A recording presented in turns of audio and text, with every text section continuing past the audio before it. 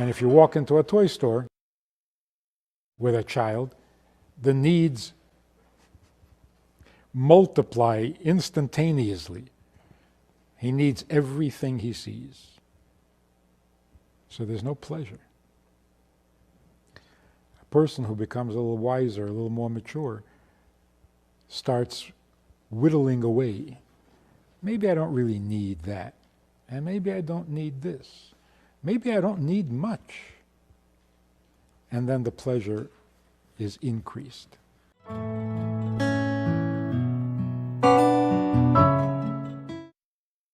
was thinking about this. What exactly is happiness? How is it different from contentment? Or is it different? What is the difference between contentment and happiness? Because in this series on American idols, happiness is the official idol, because we are officially here to pursue happiness. We are here engaged in the pursuit of happiness. Of course, that needs a little commentary. It's too simplistic. But what is happiness, and when is it idolatrous, and when is it healthy? So what is the difference between happiness and contentment? We use the words interchangeably, I'm sure. I'm content to live in the house that I live in, and I'm happy to live in the house that I live in. Same thing?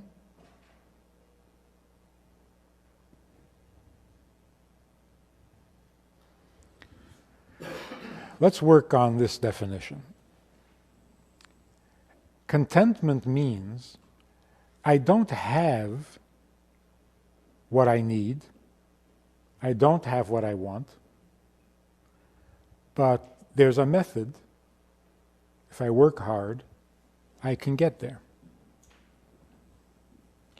So I am content to do my job, which will bring me the things I need or want. So contentment doesn't mean retirement. Doesn't mean I have everything I need, I've got nothing more to do with my life.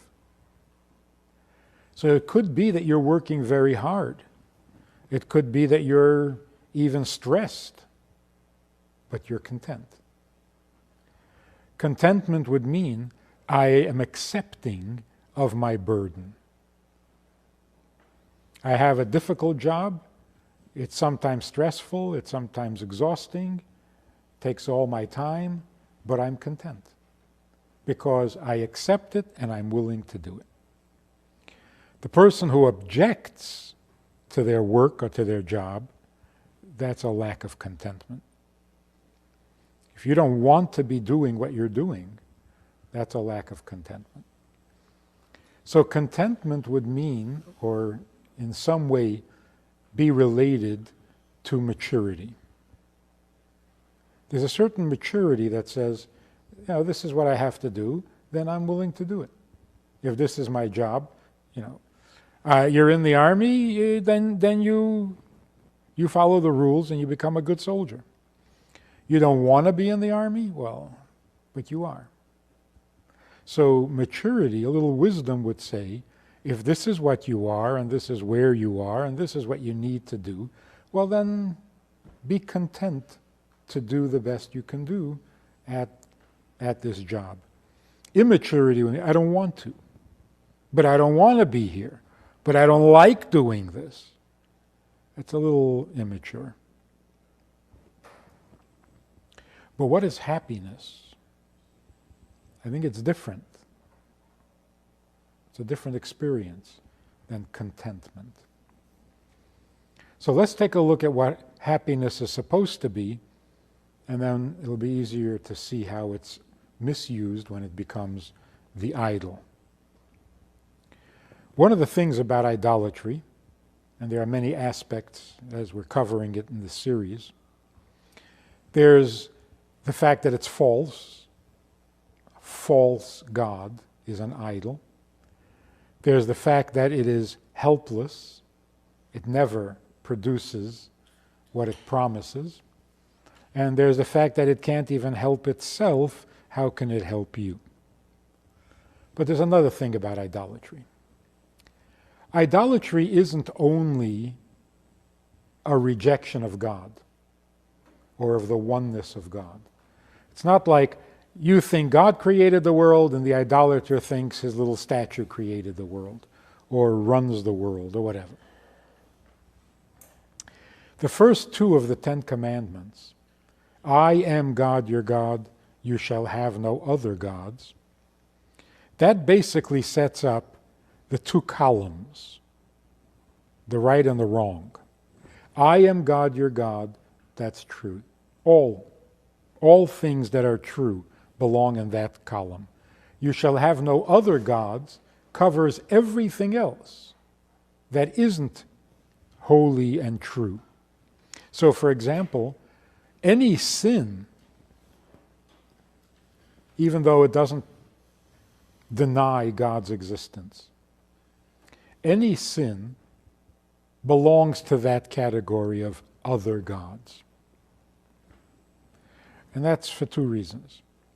Firstly, if you are compelled to sin, you eat a non-kosher sandwich, what force, what compelling reason made you eat it when God says not to? So it's idolatrous in the sense that you have more than one boss. God says no, something else said yes, and it was yes. That's another God.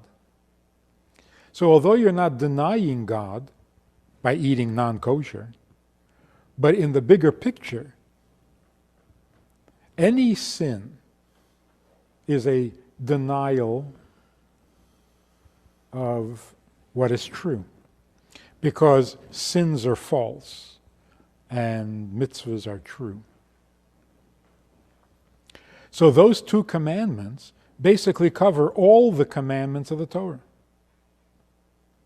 I am God your God covers 248 positive commandments. You shall have no other gods basically covers 365 prohibitions, which together make up the 613 commandments. So every sin is a form of idolatry. So again, the first reason is because you're following the dictates of something other than God. Why is there more than one voice? Why is there more than one authority? But that's when you commit the sin. The truth is that the sin itself, even if no one commits it, the sin itself is another God. And that's because it is outside of God's pleasure. That which gives God pleasure is godly. That which God dislikes, rejects, is ungodly. So anything that brings you closer to God belongs to the right column. Anything that distances you, that alienates you from God, that puts distance between you and God, belongs to the negative column. And in a generic sense, that would be called idolatry. So, happiness seems a little outside or beyond the pale of holy or unholy. Is there a commandment to be happy?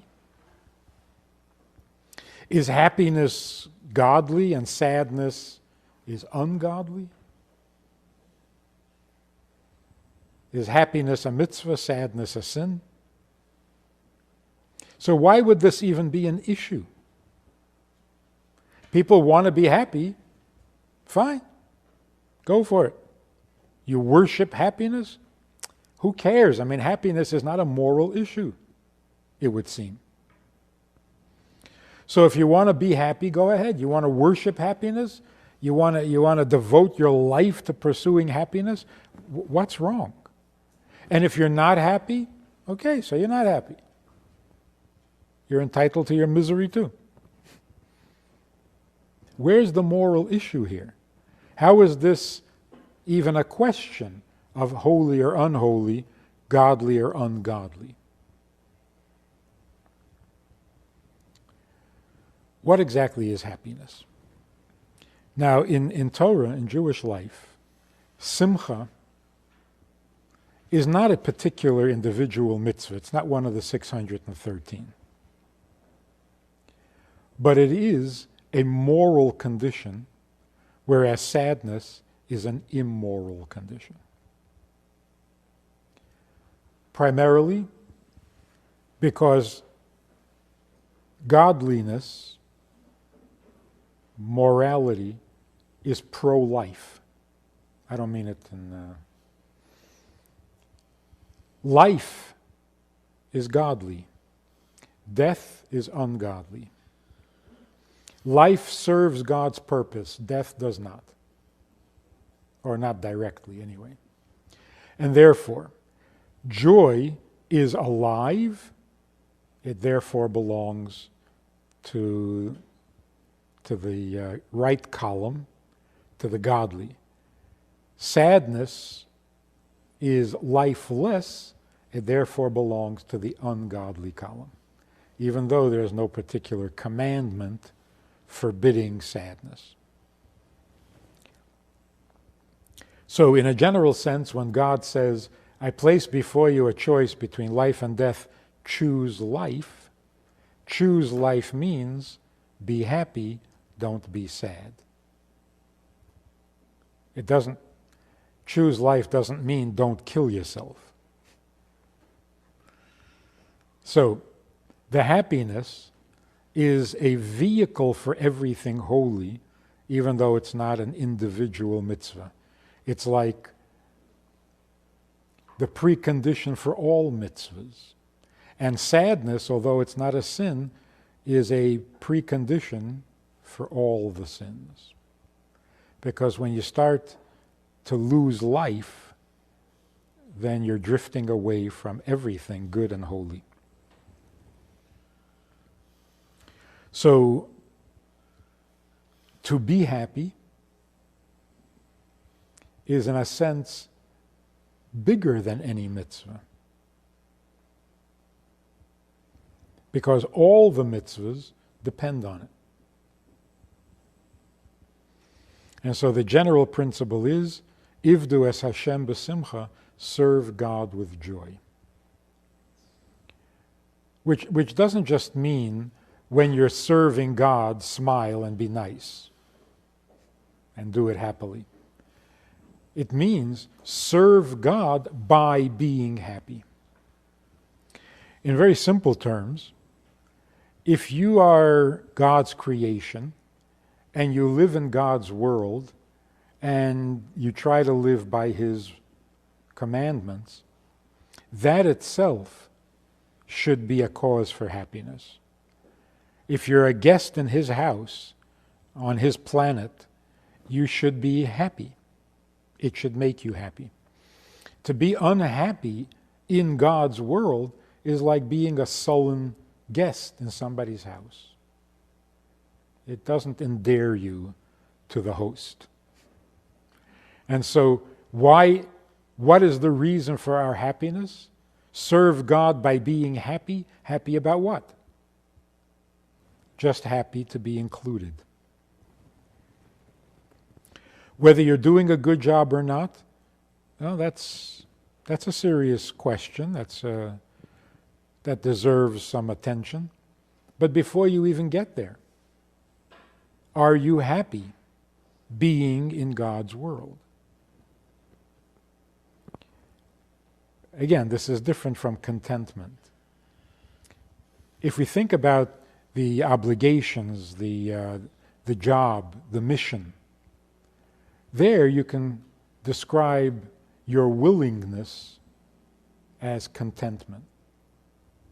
Life can be difficult. The world can be rough. The ride is not always easy. So you need to be content with your mission. because it's very easy to be discontent. But happiness is different. Happiness doesn't apply to your mission, to your performance, to your job, to your role. Happiness is the result of a free trip, a free ticket. The fact that you're invited for the ride, that's the cause for happiness. And what is the happiness? The happiness is the feeling that I am getting more than I deserve, which makes it very different from content to do my job. Happiness comes from the feeling or from the realization that God gives more than we ask. Life itself. We don't earn it, we don't deserve it, we don't ask for it, it's given. And when we feel like we're getting more than we deserve, we're getting a free gift, that should make every creature on earth happy. So before we get into the details of why are you here, what is your purpose, what is your job, and maybe you don't like this particular job and you wish you had somebody else's job, before we start comparing, or even an animal looking at a human being and thinking, why do I have to be the animal? Why can't I be the human being and you be the animal? That's a matter of contentment. The animal is content to be an animal. The mineral is content to be a mineral. And in some mystical sense, every creature, every substance on earth has contentment. Otherwise, the world would be completely dysfunctional. Nature would break down if God's creatures were not content to be what they are. So there is a certain contentment which comes from humility. If this is what I'm needed for, then that's what I'm going to do. So the animal is content being an animal, the vegetable is content being a vegetable, and the mineral is content being a mineral. Only the human being messes up. And we mess up many ways. A person can be miserable because he just doesn't want to exist at all. A person can be miserable because he wants to exist, but not like this. I want to be like that. Or he's miserable because he doesn't want to be here, he wants to be there. Or he's miserable because he doesn't want to be now, he wants to be some other time. Like the person who can't grow up. He wants to remain a child. Or the child that can't be a child. He has to be an adult before he's 12. So all of these miseries are forms of malcontent. I'm not content with what I'm given. But that doesn't mean you're not happy, because they're two different experiences. A person can complain about his role in life, and he can do it happily. I love life, I love being alive, I hate being in this country. Not a contradiction.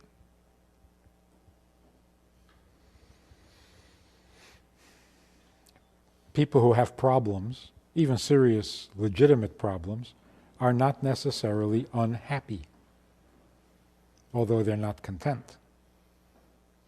So Tevye, who complains, would it spoil some vast eternal plan if I were a wealthy man? He's not content with his poverty, but he loves life. I think that's what makes him so endearing. He's a lovable guy because he loves life, and part of it is he loves to complain. So being discontent doesn't mean you're not happy.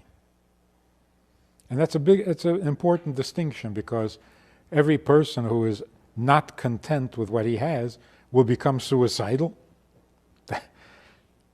wouldn't leave too many people alive. If every time we were not content, we were also unhappy, we would be a very sick society. We are happy even when we're not content. Now, we should be content, but that's a different story. Happiness, therefore, means glad to be alive. Why are you glad to be alive? Because it's for free. It's a gift. The greater the gift, and the greater the undeservedness, the greater the happiness. So if a person thinks, I'm not doing such a good job at my mission, my purpose, I'm failing, I'm sinning, I'm destroying everything in my path, what is there to be happy about? If that was true, then you have more reason to be happy than the average guy. Because the happiness comes from the fact that you're given life, not just once when you're born, but every day, every moment of the day. You are given life, and you really don't deserve it. I mean, nobody deserves life. But you really don't deserve it because you're so bad. So the worse you get, the happier you better be.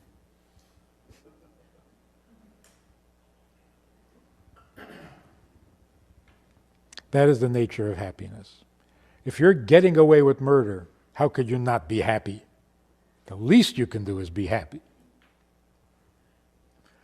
Because if you're getting away with murder and you're not happy, what's the point?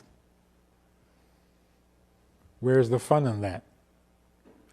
The fun in getting away with a sin is that you continue to get life for free, even though you know that you don't deserve it.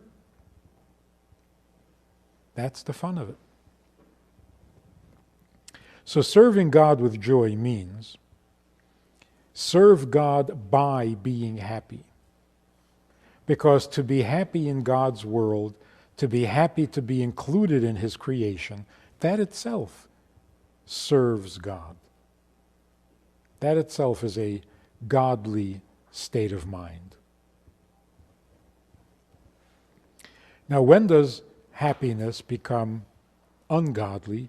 When does it turn into an idol? The pursuit of happiness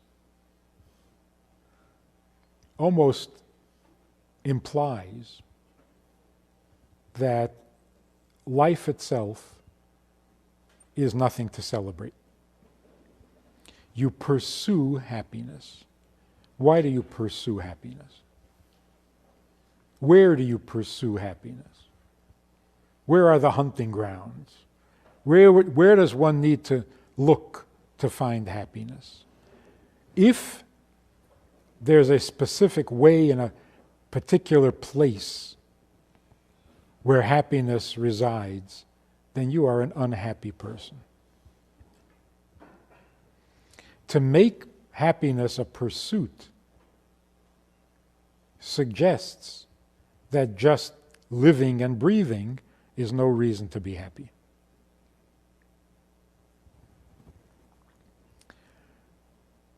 We're told that the word neshama,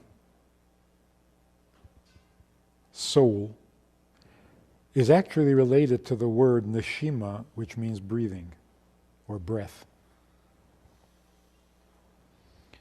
Our soul, which is the gift of life, should be celebrated and enjoyed with every breath. So if breathing doesn't make you happy,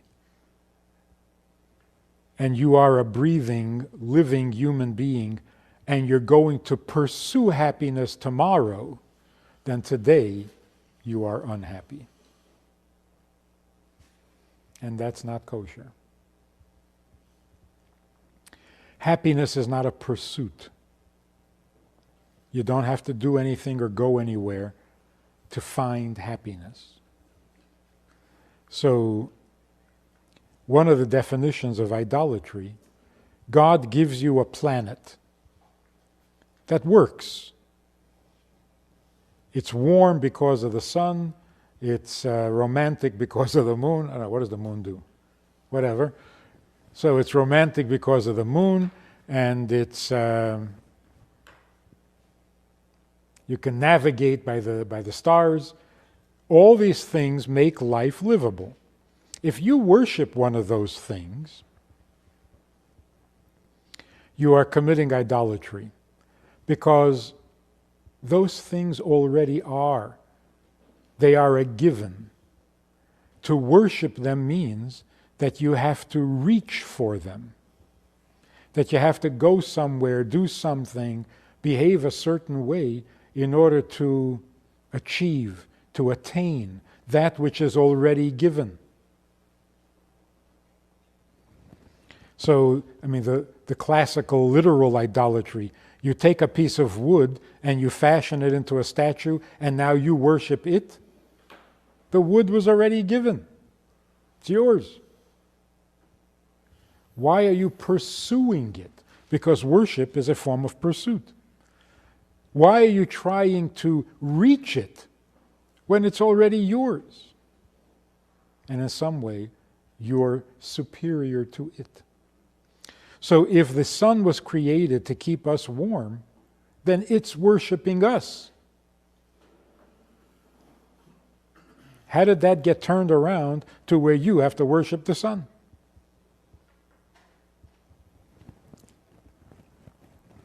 Life is given.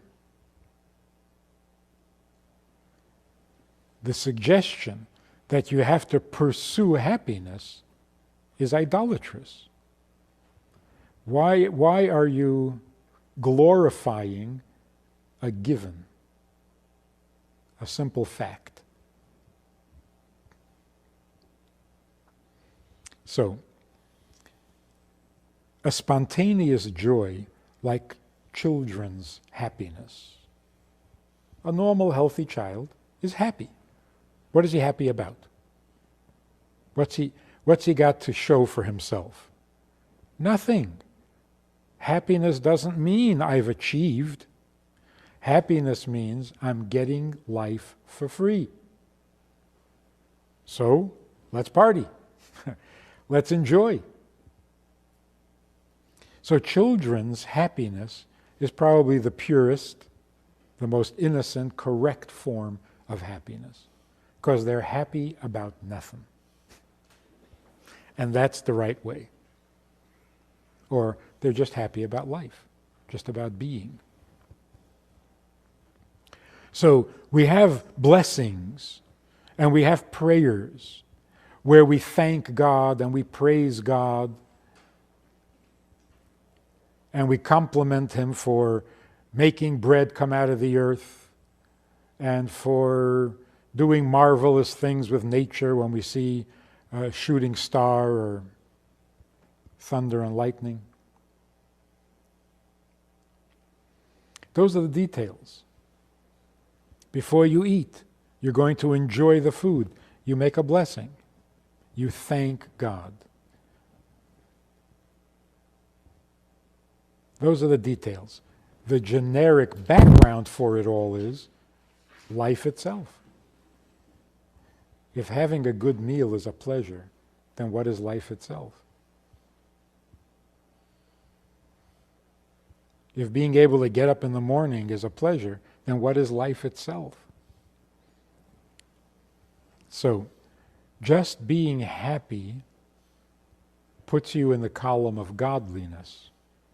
Sadness puts you in the other column. So there's pro-God and there's anti-God. Happiness is pro-God. Sadness is anti-God. It's like, I don't want to play. I don't want to be part of this. I never asked, these depressed, suicidal people. I never asked to be born. I don't want to be part of this. I don't like this. That's ungodly.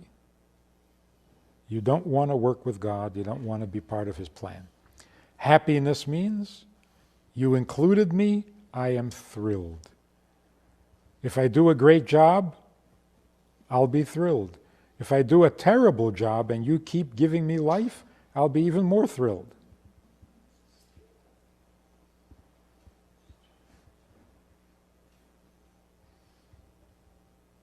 Before we had Beis Chana,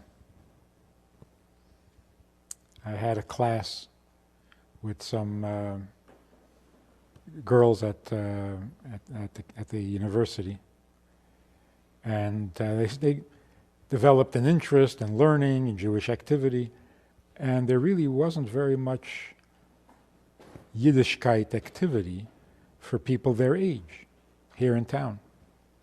This was back in the early 70s. So we got into a car and we drove to Detroit, the nearest girls' camp, just to see how religious girls enjoy their summers. So, as the custom is, we washed for a meal, and we made the bracha on the bread, and then continued to eat all the way to Detroit. One of the girls who had just started to study and started to observe, at some point along the trip she said, we really should bench and end the meal and start all over again.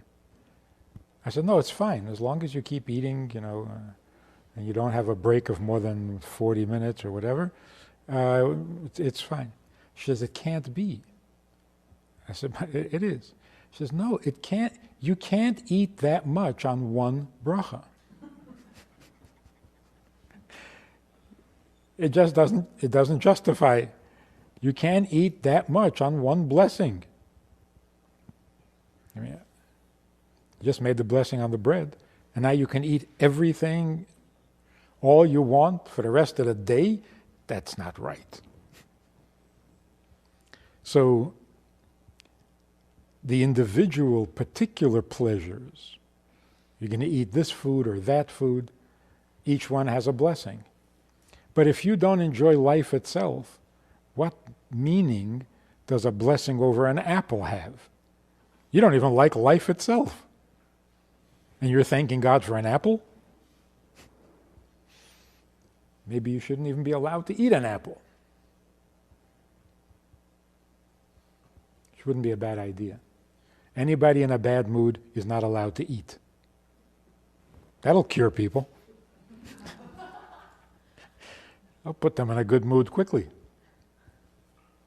So, happiness means simply the appreciation, the gladness, the rejoicing in being included. Just the fact that you're part of the plan. The rest is commentary, but important commentary. So the pursuit of happiness means life itself is not good enough. I'm going to find something to make it good. That's not godly. Being in God's presence, being in God's world, being included in His plan doesn't need any more justification. That itself should make us happy. Now, happiness is very different from pleasure, because originally, it seems, people came to this country in the pursuit of happiness. Somewhere along the line, it changed. We don't want to be happy. We want pleasure. We don't want to be happy people. We want to indulge in pleasures. So even happy people experiment with drugs because happiness is not good enough. We need a rush of pleasure. We won't even get into that.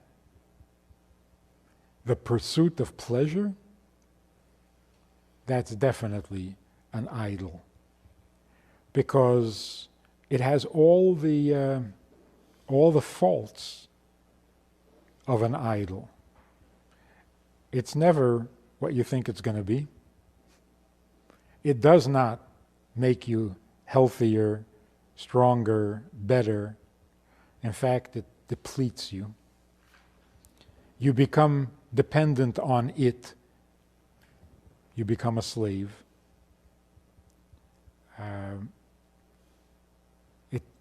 It moves you in a direction that is certainly unsociable. The pursuit of pleasure makes you unsociable because no one can share your pleasure. People can share their happiness. You can't share pleasure. Pleasure is way too selfish. So it takes you away from people, away from society, away from family. You become narcissistic and you start to drown in it. So it turns against you like every idol. It doesn't benefit you, it harms you.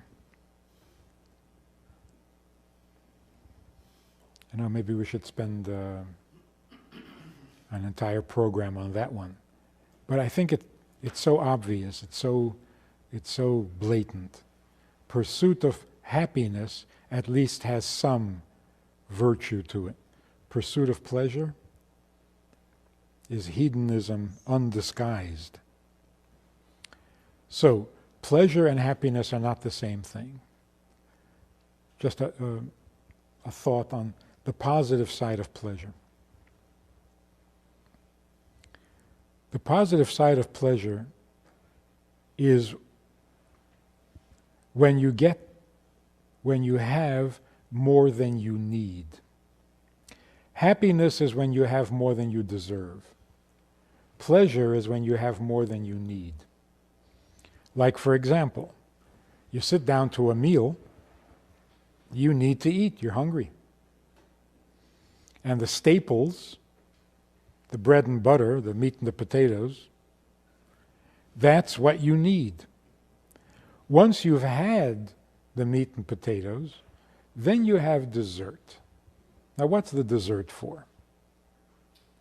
You're not hungry anymore, because if you are, you should have some more meat and potatoes. You're not hungry anymore, but you're going to have dessert. The dessert is there strictly for the pleasure of it, because you no longer need to eat. You're not hungry anymore. So when you have more than you need, that's pleasure. You've got a comfortable bank account for all your needs. That's comfortable. When you have a bank account that is way more than you're going to need, that's a pleasure. So wealth is pleasure.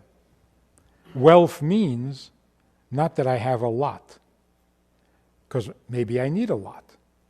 Wealth means I have more than I need. Now, of course, it's always a judgment call. How much do you need? In the good old days, righteous people would never allow money to sit in their house overnight. They would give it away. Because if I'm not spending it, then I don't need it. If I don't need it, then someone else should get it. People less virtuous would say, well, I don't need it right now, but I'm going to need it tomorrow. So I do need it. Well, maybe not tomorrow. Maybe next week. So I do need it. Okay, not next week. A rainy day. Some rainy day I might need it, so I need it. Well, yeah, you can always make the argument, you need everything. But then nothing will give you pleasure. Pleasure comes when you know that you have more than you need. And this is true of everything. You have more love than you need. You have more food than you need. You have more money than you need. You have more space than you need. That's pleasure. Some people can enjoy wealth, and some people can't. They just don't know how. If I have it, I must need it. And if I need it, then what's the pleasure? So they ruin it. Pleasure means the feeling you get when you have more than you need. So people of modest needs are probably happier and enjoying more pleasure than people who have many needs.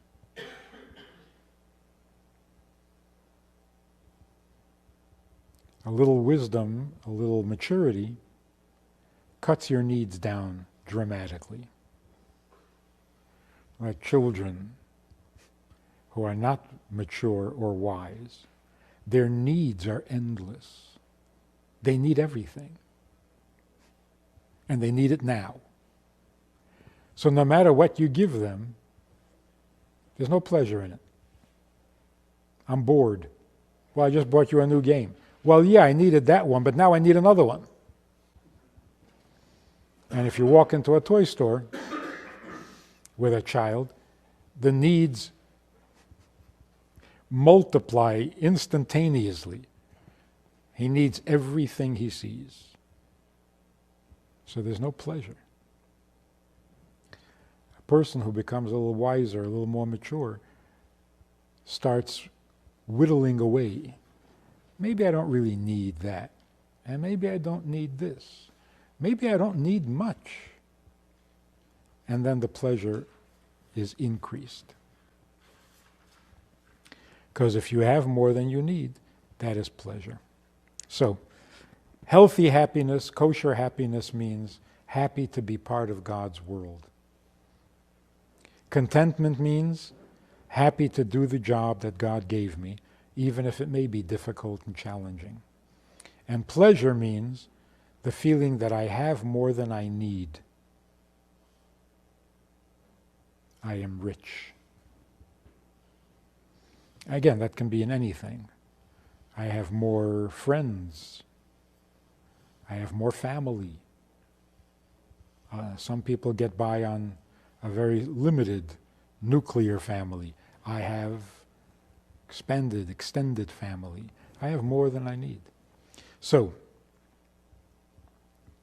serve God with joy means you don't have to pursue happiness. That would make it an idol.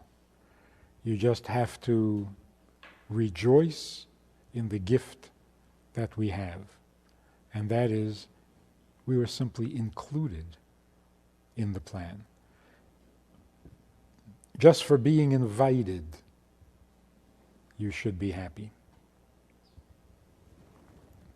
In the negative, the Gemara says that the threat of genocide in the days of Purim, where Haman was planning to do some nasty things, the Gemara says, what did the Jews of that generation do to deserve the threat?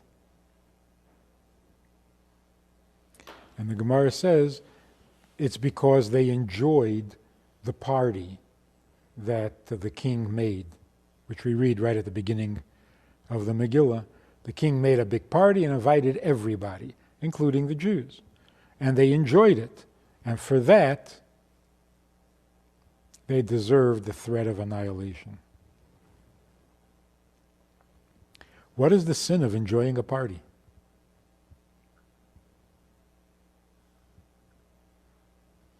So some say it was the food wasn't kosher, some say the wine wasn't kosher, the utensils were from the spoils of the temple. They were not supposed to be used.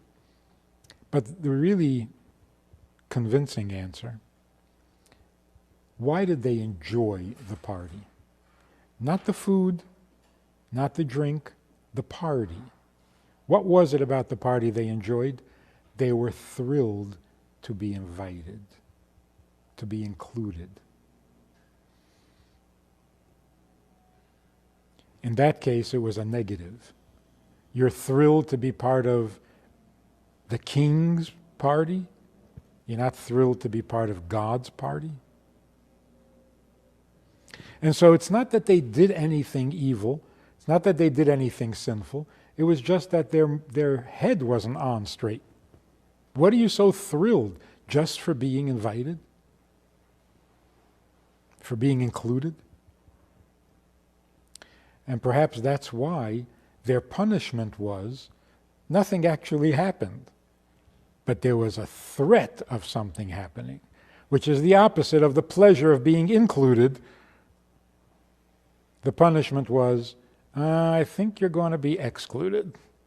In principle, not in fact. So they sinned by having a wrong attitude, and their punishment was that the people, the king and the people, had the wrong attitude towards them.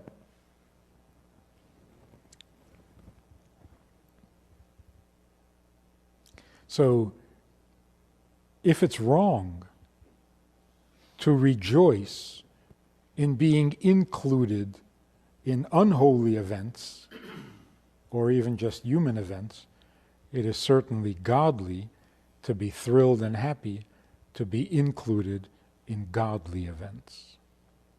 And life itself is a godly event. Partner with Rabbi Friedman. Visit itsgoodtoknow.org/support.